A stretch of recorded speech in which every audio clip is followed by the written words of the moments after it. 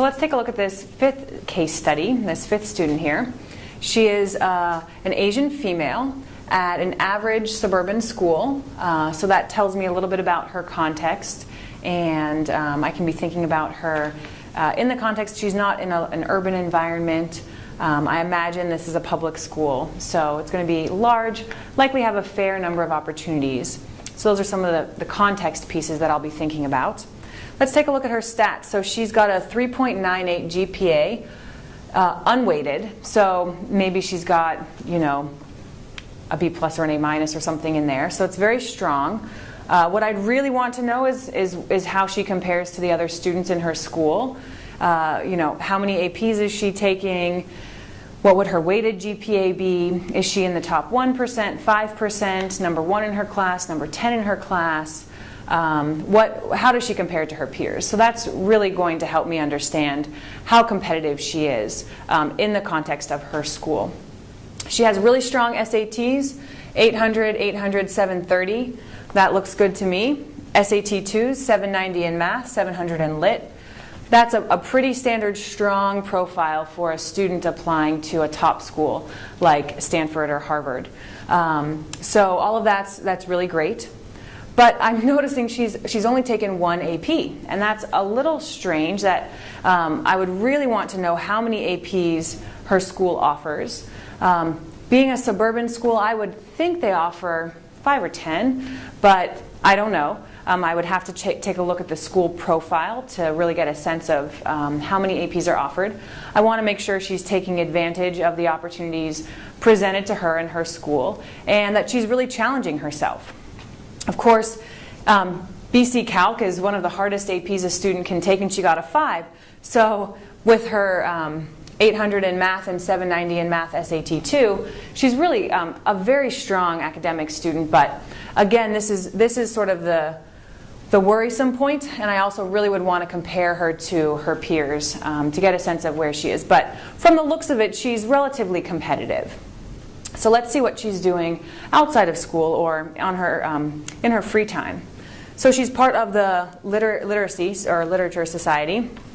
She's done creative writing, slam poetry. She's got some leadership, vice president. This is really interesting. She records a spoken word album every year. So this is something where I really might like to see an essay about that. What does she do with these spoken word albums? That's a really creative sort of outlet for this creative writing interest that she has. She's also on the forensics team where she's one of 2 people who compete consistently. Been president, vice president, multiple years. So this shows really nice consistency across the years in a couple of different activities. She's editor-in-chief of the Quill school newspaper, which, as I've mentioned before, this is one of the highest achievements a student can have in a school. Editor-in-chief of the school newspaper, especially at a large public school, and also being student body president. So that's very, very noteworthy and a compelling piece in and of itself. She's also part of 2 to 1, an alternative rock band, where she plays the keyboard synthesizer. And she's been doing that since 8th grade. So this is also something that's kind of interesting. And I really might like to see something, one of her essays, be about this. Because there's some interesting pieces coming together here. She's somewhat artistic, doing spoken word, keyboard synthesizer. She's a little funky, so it'd be neat to see how she presents herself on paper. And I'm guessing she's a good writer because she's been very involved in things like, the Lit Society and editor-in-chief of her paper. And lastly here, to sort of continue with the theme of being somewhat of an artistic student, she does origami design. She has a portfolio she's done with 2D illustration. She also is involved with various origami technology and algorithms, and has done this project called the Random Act of Origami. So this is really kind of interesting. And when I read this is actually probably the most unique thing about this student. I don't often read about students' interest and passion in origami that presents itself from an academic standpoint, technology and algorithms, as well as a community service standpoint and an artistic standpoint. That's a really interesting way to combine a set of interests that a student has in a way that's really going to stand out. So from the extracurricular standpoint, the themes that I'm seeing emerging are, this is an artistic student, the origami, the rock band, recording her own albums. That's a really interesting theme that I'm seeing emerge here from the student.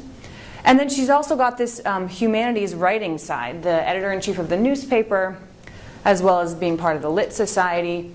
And she's got some spunk. She's part of a rock band. I mean, that's kind of cool. So this is a very compelling profile for a student.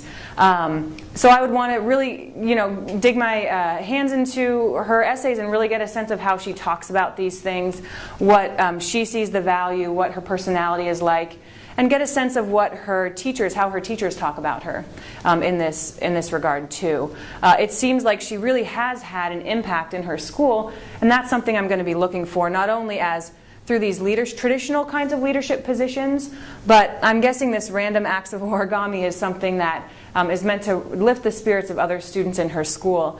And that would, I'm seeing the makings of a good roommate here. So the biggest hesitation I have is this. I really find it strange that she's only taken one AP. And it's a great AP, and she got a 5. That's fantastic. But I really would need to know more to see if she's actually competitive. Just from these stats alone, she is competitive. But this is likely not as competitive. However, this is pretty compelling, additional side of her that could be enough to push her over the edge. I think what would make the difference is really seeing how she compares to her peers. What does it mean that she's in an average suburban school? Is she in the Midwest where, this is really has a lot of character? Is she in LA where there are a lot of students who are artistic and or New York or something like that?